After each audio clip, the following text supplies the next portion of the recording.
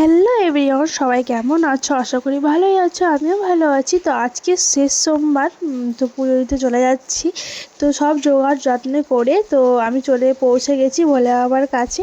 তো যে এসে দেখছি আমার দাদাও পুজো করছে, দাদাও জল ঢালছে। তো ওর জল ঢালাটাই ক্যাপচার করলাম। তো দেখো মানে এত ফুল পড়েছে আর অনেক অনেক ভিড় হয়। তো আজকেও প্রচুর ভিড় ছিল, তার মধ্যেই ঢুকে গেছিলাম আমি জল দিতে, কারণ বাবু ওইদিকে ঘুমাচ্ছে, উঠে গেলেই সমস্যা। তো জল টল ঢেলে আমি যাব বাড়ি। তো আজকে তো নিরামিষই খাই। তো তোমরা কে কী খাও কমেন্টে জানাও। শেষ সোমবার আবার আর এক বছর।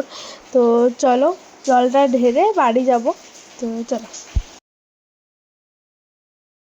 চলে এলাম জল ঢেলে। তো প্রচণ্ড ভিড়, ওখানে সব জল ঢালছে, অনেক মানে বন্যেশ্বর সব জল ঢেলে এসে এখানে জল ঢালছে। তো তাড়াতাড়ি করে জল ঢেলে চলে এলাম, বাবু উঠে যাবে বলে। তো চলো এবার একটু চেঞ্জ করব, করে মুড়ি খাবার করব। তো চলো এখানে এসো বাবা, ভালো থাকো, ভগবান তোমার মঙ্গল করুক। জয় শিব শম্ভু। মামা আসি, আসবো মা।